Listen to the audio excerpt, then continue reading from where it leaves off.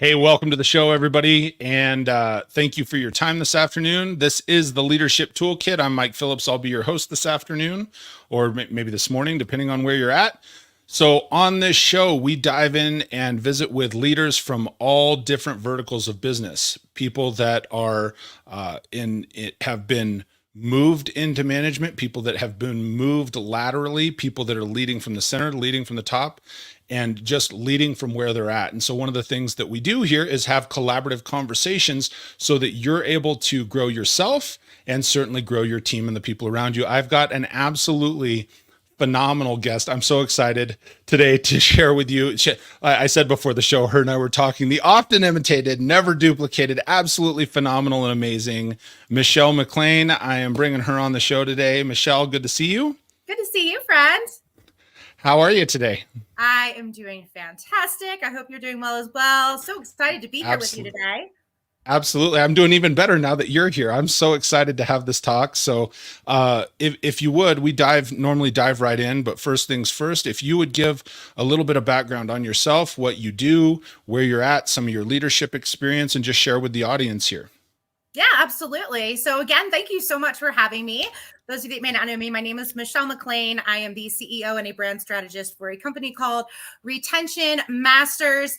I've had my own business now for going on almost 9 years. Got my start in the automotive industry just shy of my 18th birthday, of all things. Went in to buy a car, got sold a job, and like many of us in automotive, worked my way up through the ranks, started in sales, went into management, and I actually ended as a general sales manager for a very large Subaru dealership.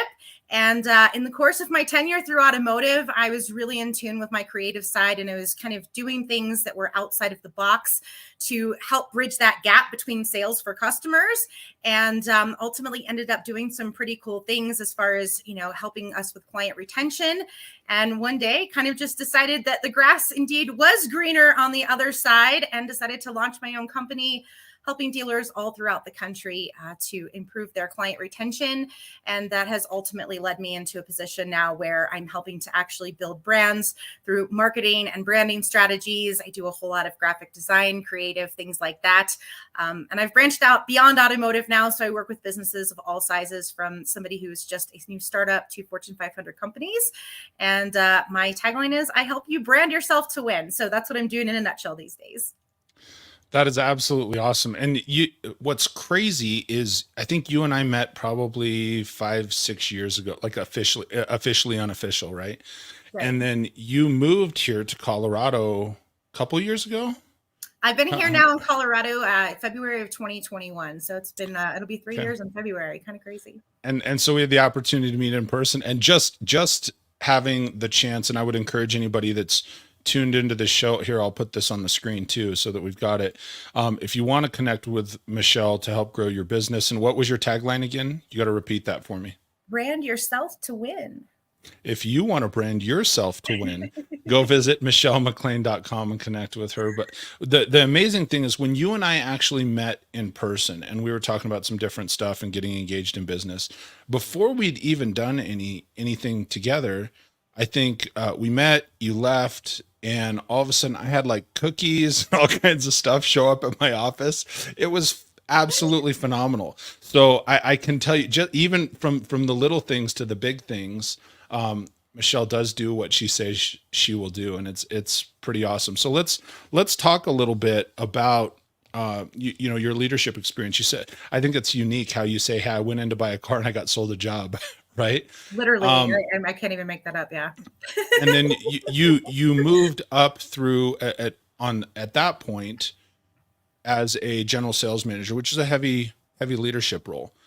What sort of leadership experience did you have before that? Did you have any? Did they train you? What was your background for that? I really didn't. I did very, very well in sales, and initially my goal was I wanted to go into F&I. I had a really strong connection with secondary F&I people, and I'm all about building relationships. And we all know, especially if you're in the automotive industry, those relationships that you're able to establish and build with those clients who maybe had fallen on some hard times, or they've been through some things, they have so much gratitude when you're able to get something done. And it's For a sure. game changer. And it's amazing because I was the type of person that even in a sales position, I was educating and coaching and saying, well, you might not be able to do this now, but let's work on this.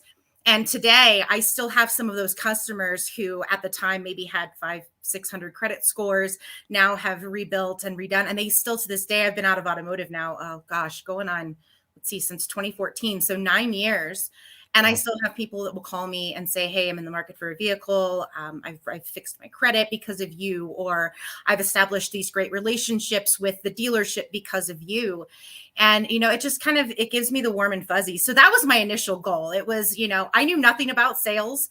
I actually worked in IT for a little bit. My initial plan in life, I was actually going to go to school to do IT, computer information systems. I had a brief stint where I'd worked at CompUSA when that was still a thing, did very well there in sales.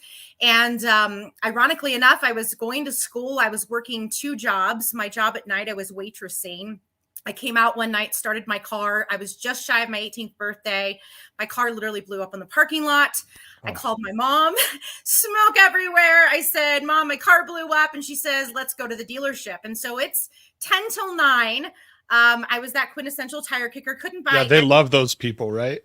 Right. And so ironically, I walk into this dealership. I just was browsing on the lot at 10 till 9 at night. I get upped by a veteran sales guy who, believe it or not, I actually ended up dating for a couple of years when I just started in the car business. And the sales manager actually said, hey, we can put this deal. We can post date it for your 18th birthday at 30,000% interest and all. I mean, it was just, they were making driver's licenses in the back, Mike, like just to put it in perspective, that was the kind of store. And I went, absolutely not, walked out. Sure. And for about 3 weeks, that sales manager called me every single day. And I said, listen, I'm never buying a car from your dealership. And he said, well, I'll tell you what, I'll pay for your college and I'll reimburse all your tuition if you come work for me, change things here, and sell a minimum of 10 cars a month. Wow. And you tell me I can't do something, I do it twice and take pictures. And that's exactly what I did. I went in and I just started selling right out the gate. My first full month in the car business, I did 14 and a half units, almost 30,000 in gross. And within the year, I was promoted into F&I, doing secondary primarily. And then about a year and a half after that, got promoted into sales management. So I did a whole lot in the sales management side. And then towards the end of my career, they basically created it was called a GSM, but it was so much more than that. I was handling CSI and KPI pretty much for the whole store. I was making sure everything was working together, all the departments. Sure. And I think that's really where I started kind of coming into that leadership role and realizing I need to do something different. Everybody is doing this, the same way.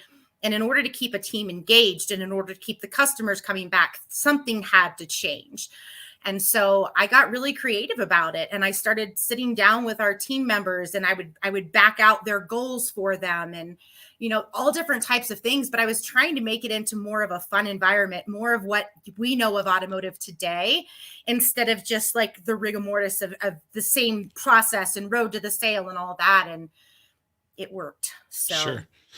So let me, if I may, I always enjoy slowing down and kind of recapping because hopefully I have people that are watching the show and taking some notes or listening to the podcast maybe afterwards and taking notes and so forth. So I'm going to put you on the spot with a couple things, because one thing that I'm hearing you say, or 2 things actually that I picked out specifically as far as a leadership role was you were sitting side by side with people and helping them define goals. I think that's really strong. The fact that you're willing to say, hey, let's do this together.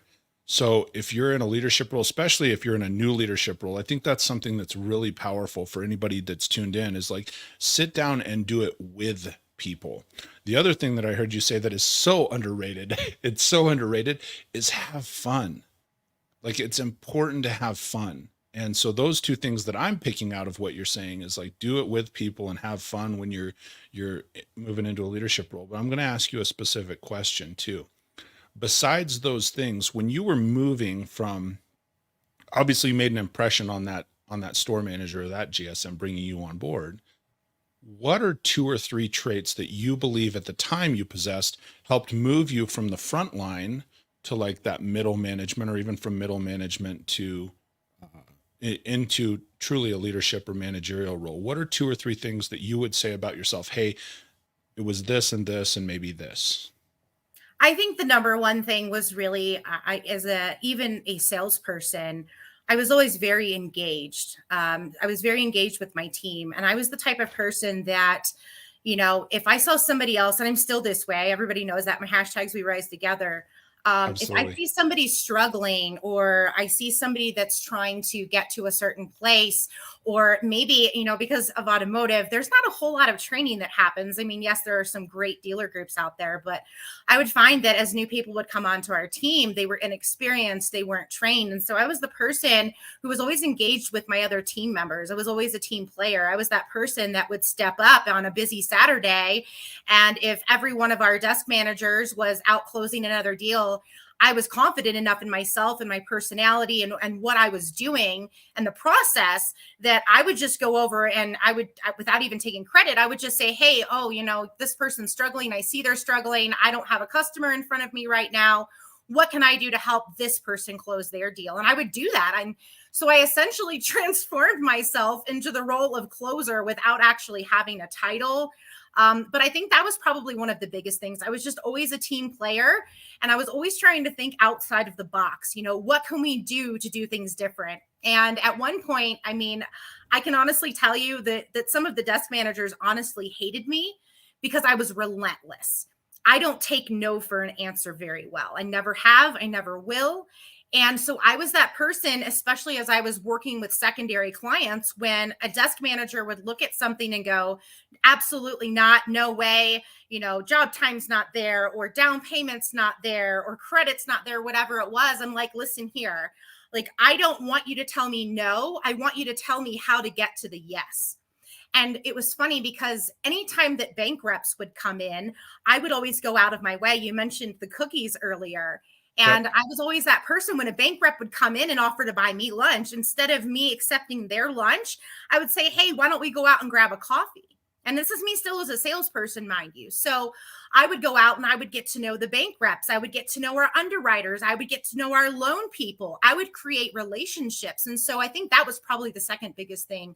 Aside from being a team player and always being engaged, I was putting myself out there in front and just shaking hands and saying, I'm going to need this person one day because I will be in management. And I wanted to create the relationships. And so as I began building the relationships, not just within our dealership, but with everybody who was involved in our deals, whether it was the local credit union or the Chase rep or whoever it was, they all knew me. And I had that relationship that I could literally on a busy Saturday, I could call up my bank rep on a phone and say, hey, listen, I need this deal. I did these things for you last month and I got this to happen. I need an approval here. And here are the reasons. Here are the strengths of this deal. I need you to get the buyer to buy it for me. And they would buy my deals. And so about midway actually through my career, between being in sales and then ultimately going into F&I and then moving into a leadership and management role, I for 3 years actually took a stint as a marketing director and bank rep, working for a secondary finance lender, because I wanted to know the process inside, outside, and upside down, so that I could then go and use that experience and knowledge, go to every dealership that I knew and go, here's how I can buy more deals from you. Here's how you can put more money on the books this month. And I think my experience in that really was what began to mold me into the leader that I became, because I was out on the front lines and I was creating those relationships with so many dealerships across the country. So I think that really kind of helped when I stepped into the GSM role at a store.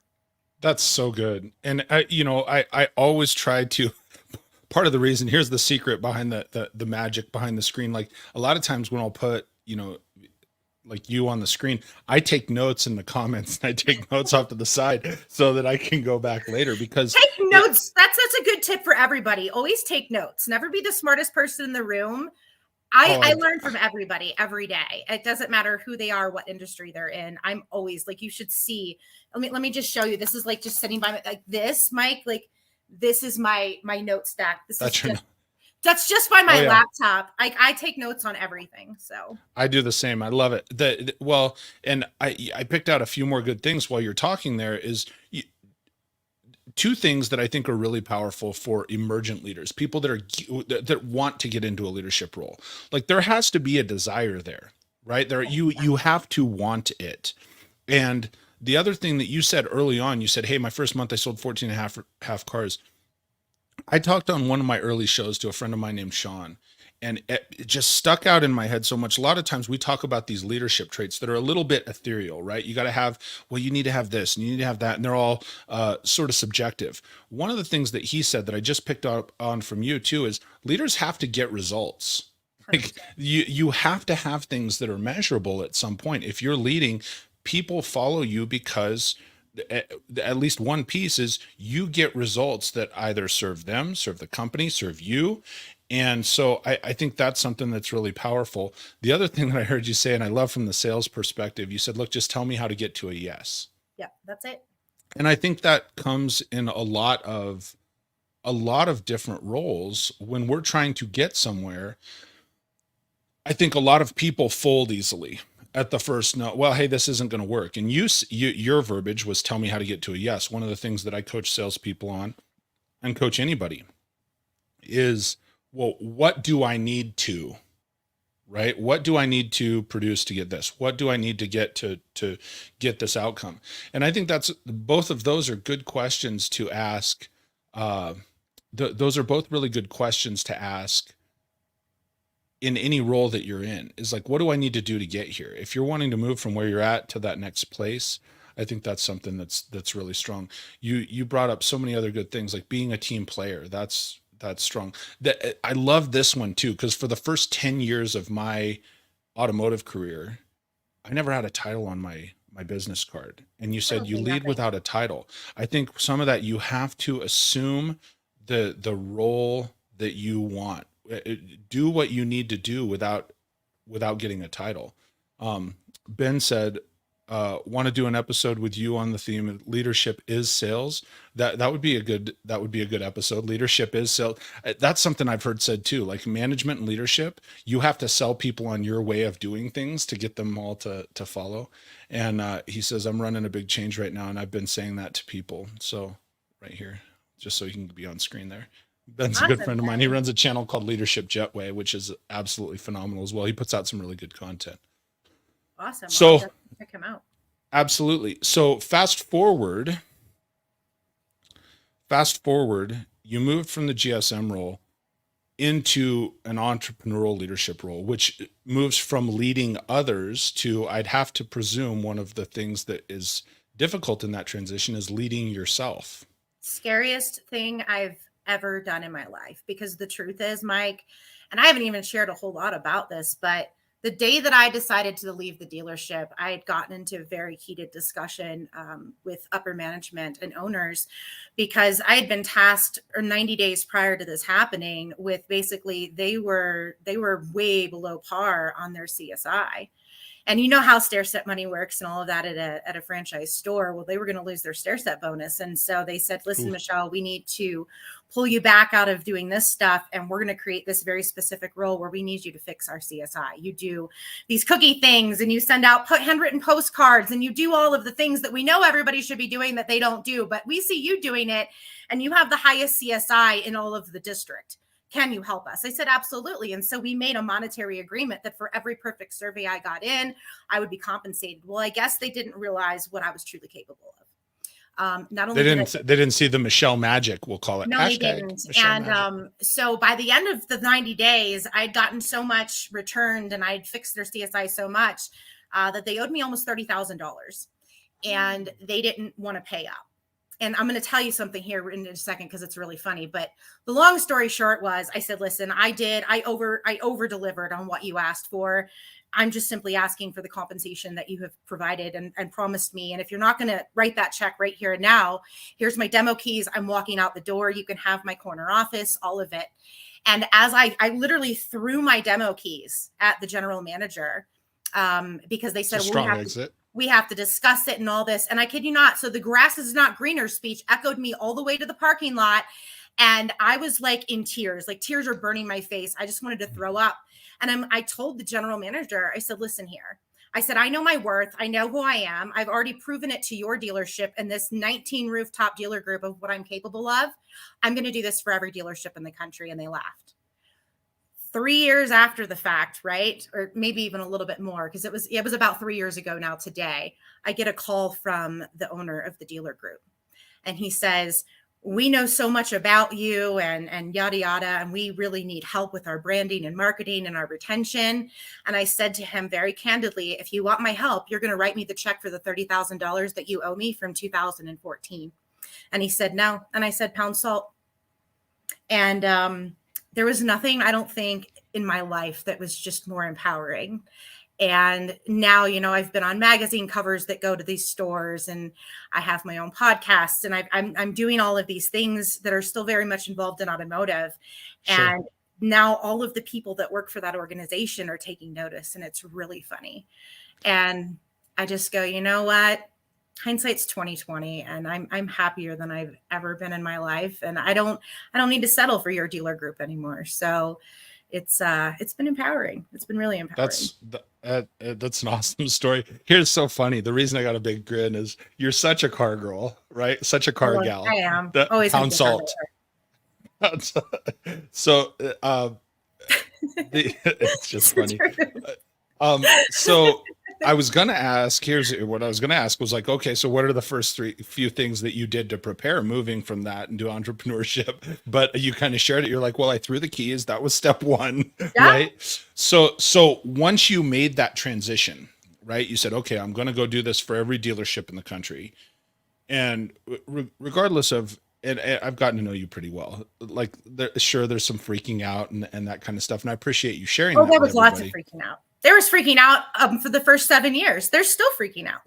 But what did you do then from that point in the first 30, 60, 90 days? What are some things that you hunkered down and said, okay, well, here's where I have to start. I got to do this, this, and this. So the very first thing that I did, honestly, I became a sponge.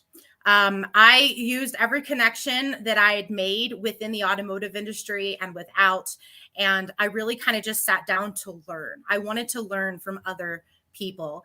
And so I was calling in other leaders and people that I had made friends with in the automotive industry. I was calling businesses outside of the automotive industry, doctors' offices and cell phone companies. I mean, you name it, because what I really wanted to hone in on is, what is that one thing that gets customers to come back? And I wanted to learn everything that I could, because I knew my cookies worked. I knew, the handwritten cards worked, all of that kind of stuff. But, back in 2014, we weren't in the digital age as much as we are now. So, we were just kind of rolling out of MySpace. Facebook was just starting to kind of become the thing. There were dealers that really weren't even letting their people be on Facebook back then, if we're being honest. We had the web pages blocked, right?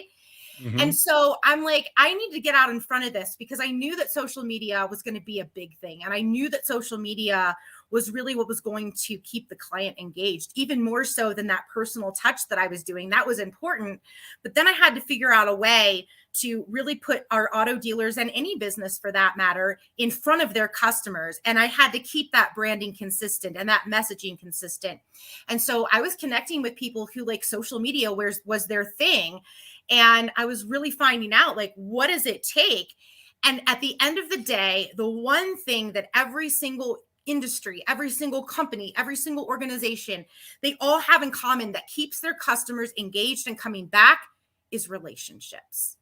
And so that's what I made my focus. My focus was, I'm going to create as many relationships as I can. I'm going to network my way to the top. I'm going to learn from as many people as I can. And then I'm going to do the same thing that I did to build my business to help every other business in the country that wants my help to build theirs. And I'm going to do it through relationships. And that's what we've done. And that's what I've done. Every single approach that I take to building a brand, yes, the creative's important. Yes, having a logo is important. Yes, having the right marketing or ads are important. But the baseline of every single one of those things is the relationships that you're building with the client. And that's really what my focus is now. So everything that I do, I take that approach of, how can I build better relationships for businesses? And it changed everything. So it was just about really learning and then executing on what I learned. Making a lot of mistakes along the way. But here's one of the things, like, people don't see the mistakes because you and I've been connected. Like, there's so much good there's so much good. We all see the good stuff, right? Don't worry. I'm going to ask you about the mistakes. That's what we do here, right? That's how I people made a grow. lot of them. But when you're talking about relationship, I got to ask you, where do you find the time? Like, what is mind blowing to me? Like, and if people are not familiar with Michelle, if you're not familiar, this may be the first time you're seeing her if you're on my podcast, which would be surprising, or listening to her speak. And like, it is mind blowing the number of clients and the number of people you're connected to and how you are able to offer that. Like, before the show today, I'm texting you and I'm expecting, okay, I'll get a text back right beforehand and stuff. And you're like, you personally are taking the time to text me as a friend. And I know we are friends, but that's it. It makes me feel special. Like, okay, this podcast is important, not just to me, but it's important to you and really valued. And so like, how do you find the time? How do you organize that? Do you have a time management trick or something you could offer to somebody? I'm just super intentional. I wake up every single day, and the very first thing that I do is I write down my goals and I pray. And whether you're a believer or not is a moot point.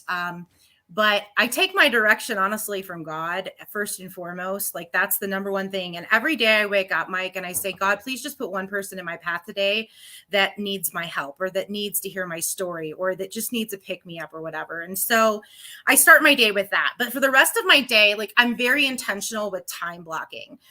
So I do Breakfast with Champions pretty much every day of the week. For those of you that may not know, it's a very large podcast that Glenn Lundy founded, and I've been a part of that now for 3 years.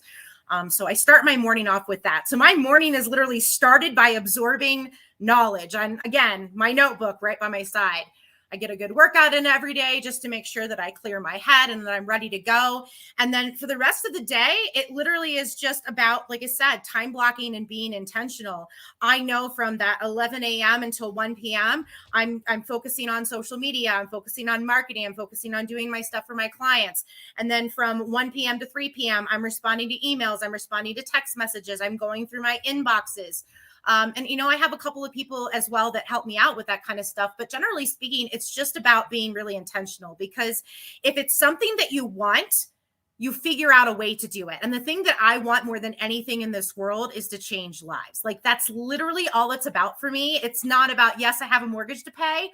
But it's not for me about the money. And my very dear friend, Frank Lopes, and another very dear friend, Damien Boudreau, who's Ali Rita's coach, like some of my dearest and closest friends in the world. I went through a very dark time in my life.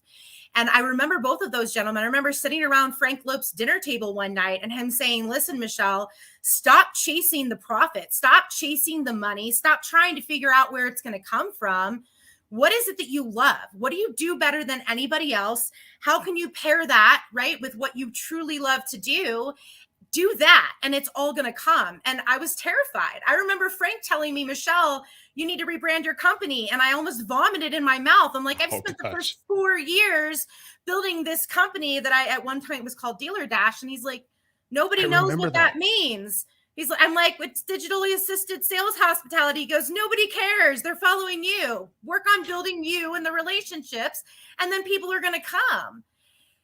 Is that what is? So I'm sorry, I got to interrupt you here for a second. That I remember Dealer Dash. What I didn't know until just this moment is that DASH stood for something. Digitally assisted sales hospitality. Yeah. Well, Frank nailed it, because I did not know. And nobody knew what it meant.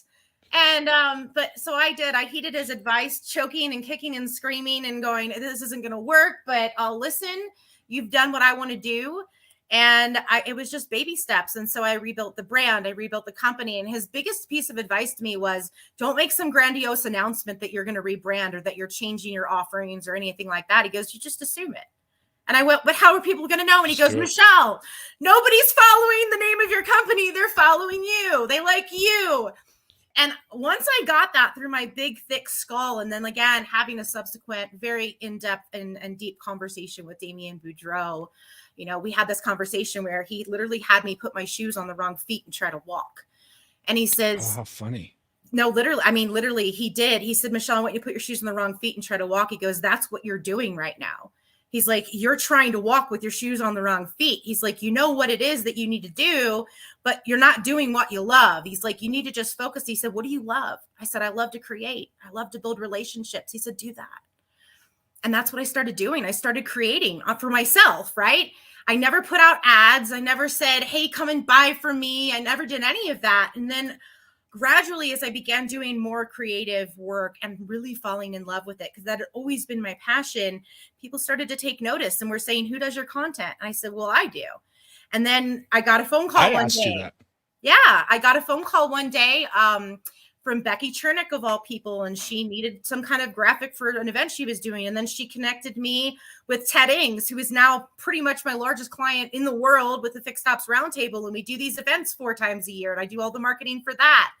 And so then people from that event started reaching out and saying, well, I need help with this. Like, I literally don't advertise, Mike. I don't advertise. I don't do marketing. People just say, I need this. You do marketing. So it's something has worked. All of my stubbornness, something worked. And I'm so grateful. So 2 things I picked up in there. Well, I mean, one, you do marketing. I do. You are the brand. Yes. Like, I think that's important too. When it comes to leadership, people are not following the idea of who you are. They're following you. They're not following what your idea of you is, if that makes sense. The other thing that you said, and this is really intriguing because I know Damien as well. The fact that he had you put your shoes on the wrong feet and try and walk. What a unique exercise. So anybody listening to that, if you're struggling where you're at right now, go do that. And we'll steal that from Damien. Like, yeah, go put your shoes on. And he made me sit down and write 50 I am affirmations of who I was, mountain flies, who I was at my best self. And he said, are you these things? And I said, not yet. And he said, that's just it, Michelle, not yet. I was very unhappy. I was overweight. I was really struggling to find my identity. I was struggling with a lot of imposter syndrome when I first started. I mean, there were a lot of hurdles because of things that I've been through in my own personal life of just trying to get to that next level. And I so badly wanted that seat at the table that I think I was just overthinking it. And when Damien had me do that I am exercise, I still have them. They sit on my desk every single day. They're pinned to my board. And today, I look at that from 5 years ago, and I've checked off all the I ams just about. I've become that person that I wanted to be. But it was about putting one step in front of the other. The journey of 1,000 miles begins with a single step. And it was just starting with that one step and then building upon it and building upon it and building upon it. And beyond that, it was really listening. It was honing in. And I think that's probably one of the greatest qualities a leader can have is your listening skills, listening more than you speak, learning from the people around you, learning what your audience wants, the people that are going to do business from you or with you, and then giving and delivering upon that and what they really truly want. And when you figure that out and then you're able to build those relationships upon that, everything changes. That's so good. I'm actually in a leadership mastermind group. There's some people that, of leadership YouTubers that we're all connected and we're trying to figure it all out. Right. And I think it doesn't matter what the industry is. If you're in YouTube or if you're in automotive or if you're a small bakery somewhere or you're a big box retailer, I think you really nailed it right there where you said, hey, it's figuring out what your audience wants and then connecting with people.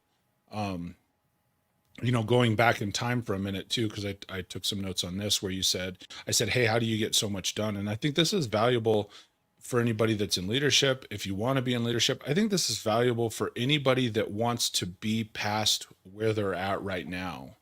Like wherever you're at right now, most people want to be further down the path than where they currently sit. We're always growing. And I summed this up. You said, hey, make sure you time block. Like time is valuable. Time is our most valuable resource. And one of the things that I hear from you, you're like, look, I do this every morning. I get up, I pray, I ask God that's so powerful to me that you time block and you make time for God and prayer and planning your day. And then secondly, you said, be intentional. And I think there's a lot of people, regardless of industry, that we just kind of go through the motions and wherever the waves take us, right? We flow with it. I'm going this way or I'm going that way. And that's where I ended up at my day. I think that's really valuable advice. And then the third thing that you said a little bit ago was you got to put in the work. Like 100%. you can wish all you want, but it's like they say, right? If you wish in this hand and you poop in this hand, which one's going to fill up first? And so you have to put in something every single day that is going to move you closer to where you want to be. I think Dream that's without a really, really plan is smart. just a wish. That's it. Absolutely. And you have to be very intentional, not just in your time, but you have to know unequivocally what your why is and where you want to go. Because if you don't, it's like deciding on a destination and saying, I want to take a road trip across the country. And, while wandering and getting lost is cool sometimes. Like if you don't have that map, or you don't have, your ways, or you don't have a way to get there, or have that planned route, it's going to be very difficult to get to the destination. And so I think for any leader, like I said, whether you're desiring to, to be at the top of a Fortune 500 company or be your own boss, you need to kind of start with the end in mind, right? The Covey principle, start with the Yeah. end in mind. What is it that you want to do? Where do you want to go? And then you need to back it out and say, okay, what are the steps that I have to take to get there? And then once you figure that out, it makes things so much easier. And I tell people all the time, especially those that are struggling with like imposter syndrome or saying, I can't, or I won't get there, or whatever it is. You also, I think, need to take a self audit approach as a leader and ask yourself the why behind why you feel certain ways. Because a lot of times I think our emotions can cloud our path. They can cloud our Sure. judgment. And for me, faith is instrumental and it's gotten me there, but I've been through plenty of tough stuff. So I have to really sit down with myself. And when I'm trying to figure out, okay, here's the game plan, here's where I want to go next, and anything that's standing between me and my goal, I then have to take a step back and ask myself, well, why do I feel like this? And for me, for a very long time, it was, I don't have confidence outwardly. Okay. So why do I feel like that? Well, it's because I feel like I'm overweight. Okay. Now, what do I have to do to fix that so that I can feel confident and put myself out there to get more business? So I think everything in life, it's all figure outable, as our dear friend Brian Benstock has always said. Everything is Figure figure outable. outable. You just have to sometimes break it down into very small, manageable pieces so that you can ultimately get to that ultimate goal of where that you want to go. When you do that, it's amazing what happens in your life.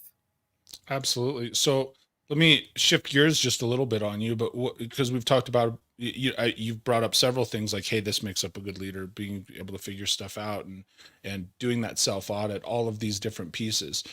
What would you say? Can you give me like three specific characteristics of somebody other than relationship building?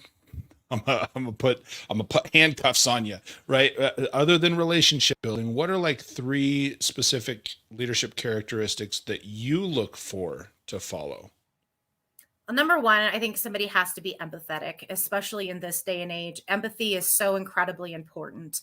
And I think that especially as you're building this with a team, it's really important that Mhm. you take the time to understand and get to know your people, because let's face it, everybody in life is going through something that we know nothing about. So kind of toning down the harshness, because I think sometimes as leaders, we have a tendency to just bark, right? Do this, do that, get this done, get this done. This is how I delegate, but we lose that empathy. So I think that Sure. being empathetic is really truly important to becoming a good leader. Learning how to delegate, again, something that is Okay. incredibly important, because as leaders, and especially entrepreneurial leaders, we have this tendency to try and just dump everything on our own plates. I am personally one of the largest control freaks in the world. I want my hand in everything all the time, or at least I used to be. I'm not so bad anymore, but learning how to play to your team's strengths and weaknesses at that as well. If you have somebody that's really great with numbers, or you have somebody that's really great with interfacing with people, or you have somebody that's like really great at something, play to their strengths, get to know those people, so that when you have a task at hand that's better suited for somebody on your team, okay, I can delegate this to this person, I can delegate this to this person. And the third thing Okay. would probably be follow through. I think that's so incredibly important as well. Especially as a leader, I think oftentimes we make a request, right? And we just naturally expect that people might be like us and they're just going to be on top of things and get it done. But that follow through is incredibly important, whether, like I said, you're the leader of a dealership or the leader of a Fortune 500 company, making sure that you're keeping your people accountable. And sometimes that's harder than it seems, right? It's not always easy to be that person that says, I have to hold you accountable today. This is what I expected. This is what you said that you're going to do, and you didn't follow through. And there has to be consequences, I think, for that. So that accountability aspect and that follow through, I think that's really important, something that people as leaders need to. Really good. No, I love that. So I told you earlier, or I asked you earlier rather, we could talk about maybe some roadblocks or some mistakes also on your leadership journey, either on your leadership journey or entrepreneurial journey as you move to where you are. Let's go back in time first. When you were working for others, okay, so not working for yourself, when you were working for others, what are one or two mistakes that you made that you really learned something from? You're digging deep. You know, the number That's one what I do. mistake, the number one mistake that I think that I really made, and this has been something that, I mean, from as early as I can remember, even before I got in automotive sales, even being in any kind of a role, whether I was waitressing or working for CompUSA or whatever it was, is slowing down. I'm a very fast talker. And I had a tendency when I very first started out that I just wanted to vomit information at people instead of learning to listen and learning to hone that in and tone down. So probably one of the biggest mistakes that I made was just kind of always being the person that had to talk and not knowing when to shut up. I think that was probably one of the very first mistakes that I made.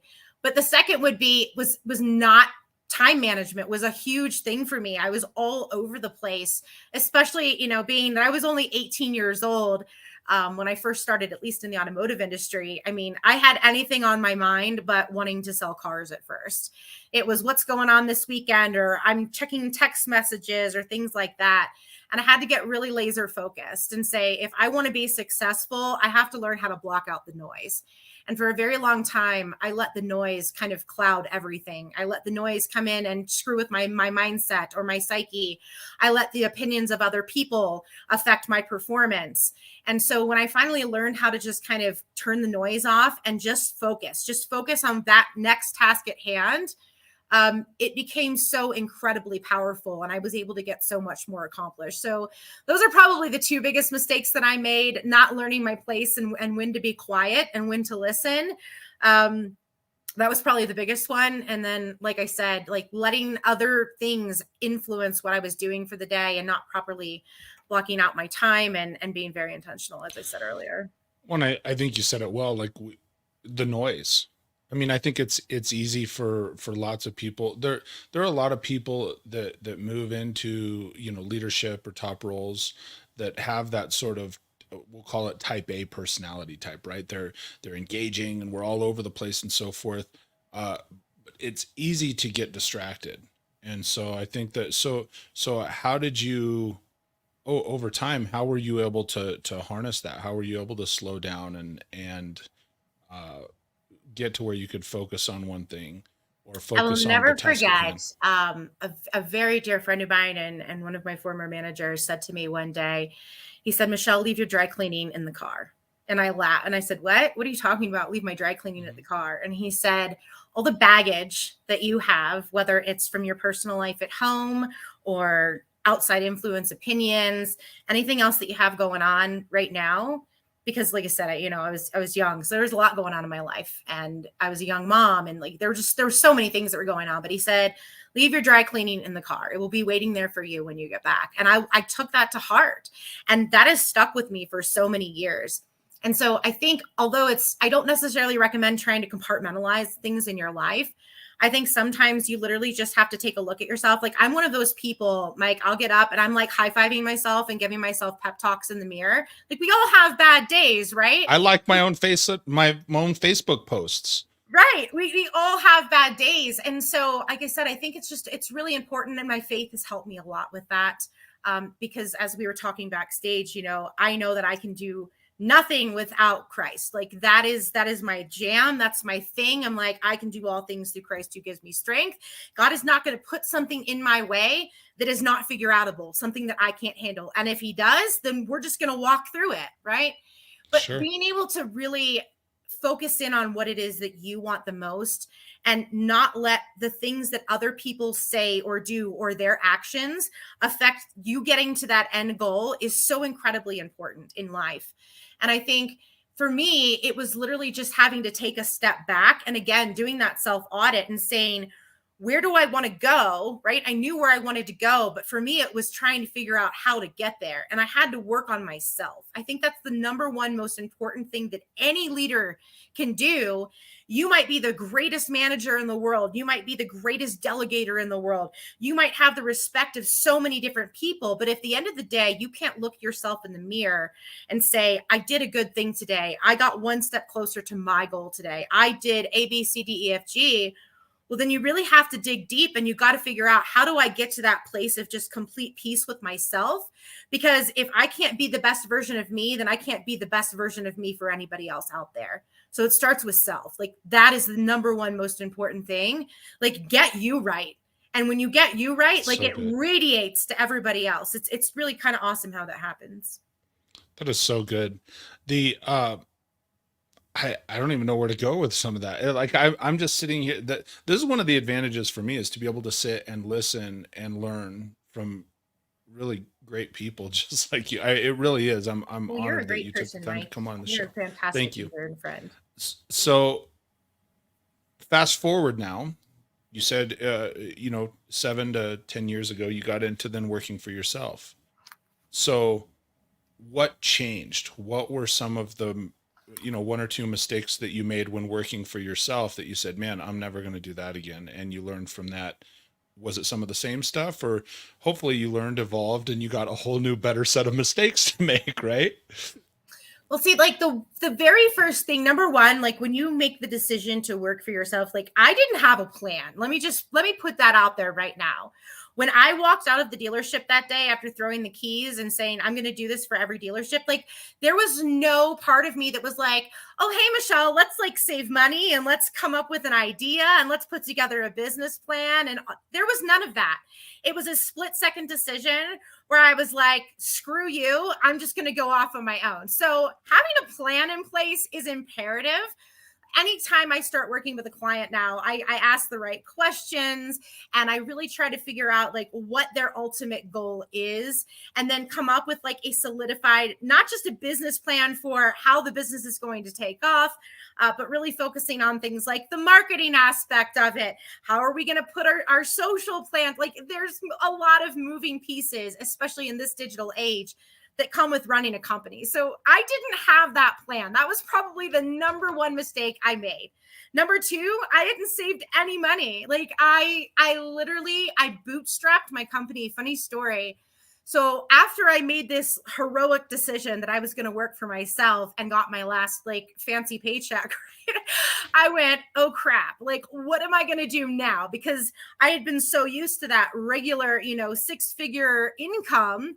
And then I went from that to nothing. So I had to figure out, that was the very first thing I had to sit down and do, was go, how am I going to replace all of this income that I just lost? And ironically enough, I'd been on eBay for years. Like it was just always kind of a side hustle thing. So I literally bootstrapped my entire company.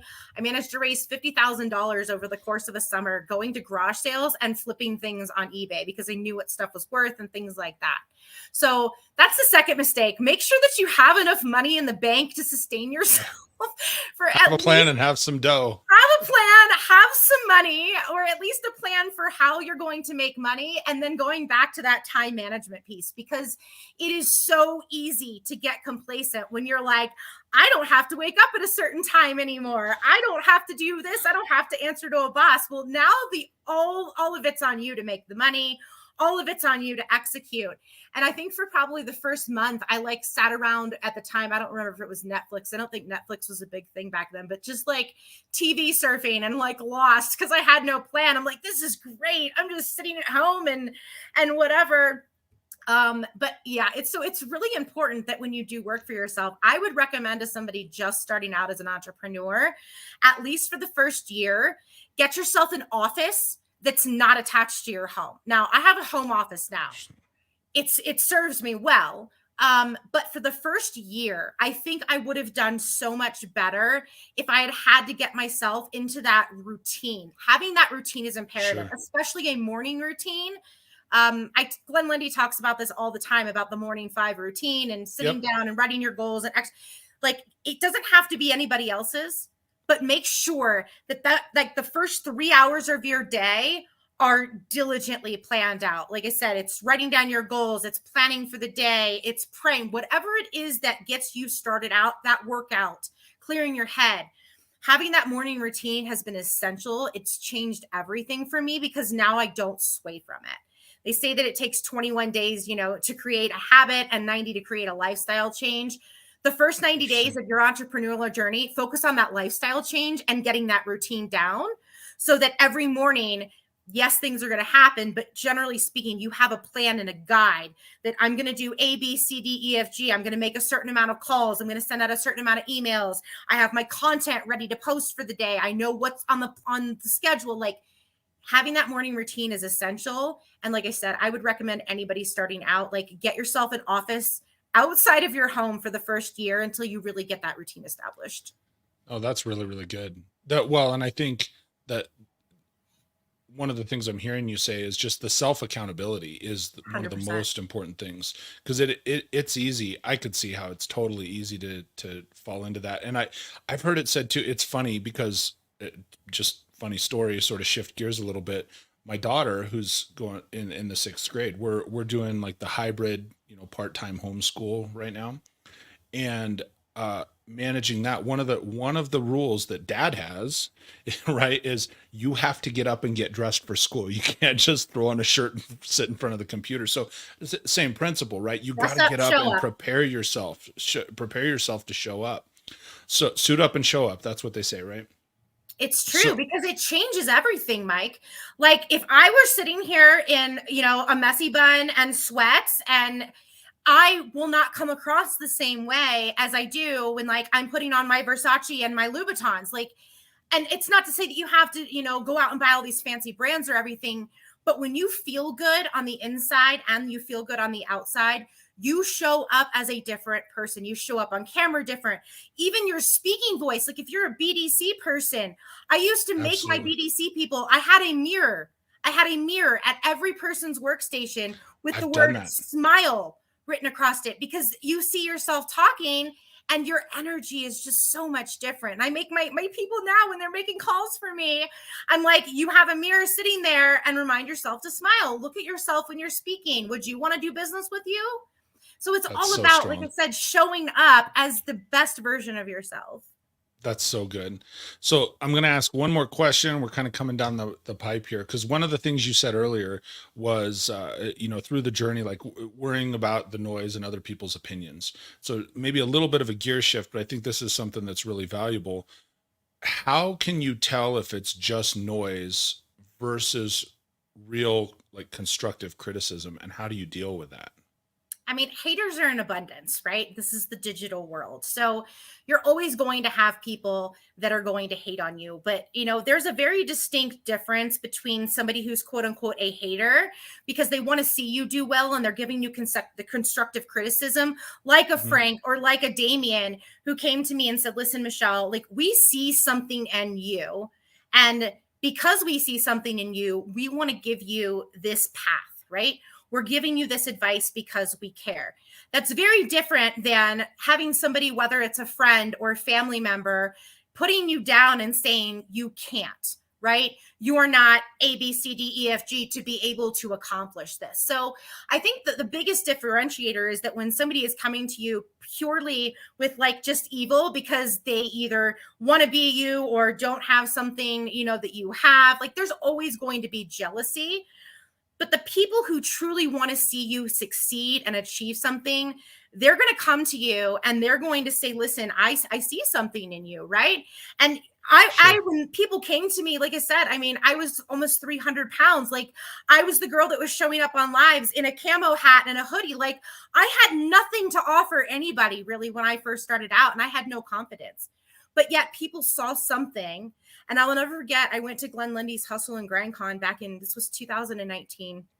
And I remember Lisa Copeland saying, you need to be here. And there's a whole big story behind this, and everybody heard about the snake on my shoulders and all this. But I remember showing up at that house one night in my camo hat and in my hoodie and walking down a long corridor, being greeted by Danelle Delgado with a hug and walking into a room full of people who were giving me a standing ovation.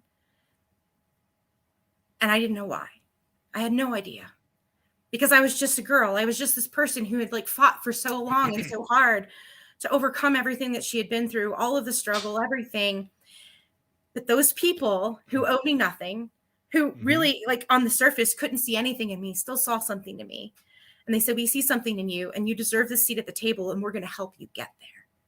The people who truly believe in you, they're going to grab your hand and they're going to say, come on, we're going to help you get to the top because we believe in you. And the people that don't, they're just going to be on the side doing this. It's all noise. They're never going to take an action step to help you get out of your situation and push you forward. They're just going to keep trying to drag you down. So surround yourself with the people who are holding the rope to pull you up. The people that are sending that water back down for your fire. Like, those are the people who genuinely want to be there. That's so good. So on our way, thank you for sharing that. I mean, that I could see you get a little emotional. I get a little emotional there. Get emotional. It's been a like journey. we have those moments, we have those people, we have those moments in our lives that are just like, that's there's a pinpoint and it changes everything. Absolutely.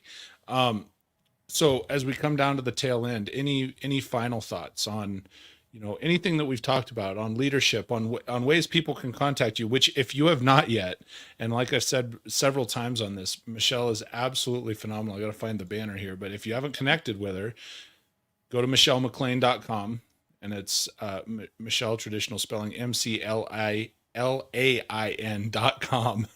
You got to spell it out just in case someone's listening later, and check out what she does, because she's really amazing. So any final thoughts as we're headed out for today, Michelle? Most important thing that I can leave anybody with is, no matter where you're at in your life, no matter what's going on right now, like, just show up every day as your authentic self and keep showing up. Like, that is the key. If you want to be a true leader, have a plan, execute on that plan, and show up every single solitary day as your authentic self. Like, that is, like I said, if there's no piece of advice anybody even takes away from this, it's just do you, boo. Like, Lisa Copeland told me that for a very long time, and it was hard to wrap my head around it. Like, just be you. People are going, like Frank said, like Damien, like all these people in my life who were like, Michelle, people are following you, they're not following your brand. When you show up every single day as your authentic self and you make relationships and you just keep pouring into people and showing up, people are going to take notice.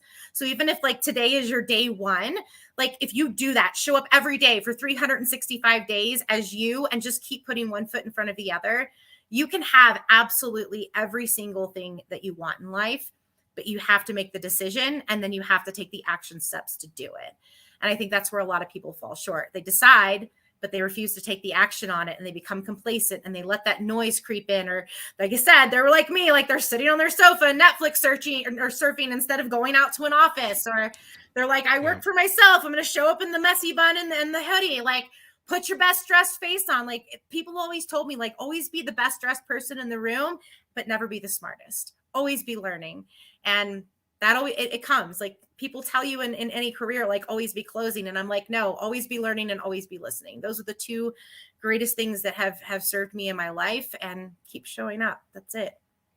Hashtag ABL. Always be learning, always be listening. Love it. Hashtag we rise together. Hashtag we rise together. Green hearts. Green hearts. See, I wear them. I wear them everywhere. Like, I wear my brand. Be your brand. Like, be proud of it. If you're not proud of it, then find a brand you can be proud of and rock it. Absolutely. Well, Michelle, thank you so much for joining me today on the Leadership Toolkit. You're awesome. I really, really appreciate you. And absolutely, I'm going to go ahead and take us out. There we go. So again, if you have not connected with Michelle, go to michellemclain.com. She is a phenomenal, phenomenal person. She will help lift you up. Hashtag we rise together. She'll help lift your brand up, and you should connect with her. Also, if you have not shared out this episode of the Leadership Toolkit, I'm sure that there is somebody in your life that could use the message, that could stand to hear the message. make an impact on somebody. Share this episode, throw some thumbs up on it. That's how the channel continues to grow, is, when you subscribe, you throw the thumbs up, you share this out with other people that could need to hear this message and grow themselves, grow their leadership, and in turn make an impact and grow the people that are around them. Thank you, everybody, for taking the time to tune in and join me today. I appreciate you very much. We value your time. Check out other episodes of the Leadership Toolkit at youtube.theleadershiptoolkit.com, and we'll see you back here next week at 12:05 Mountain. Until then, be great.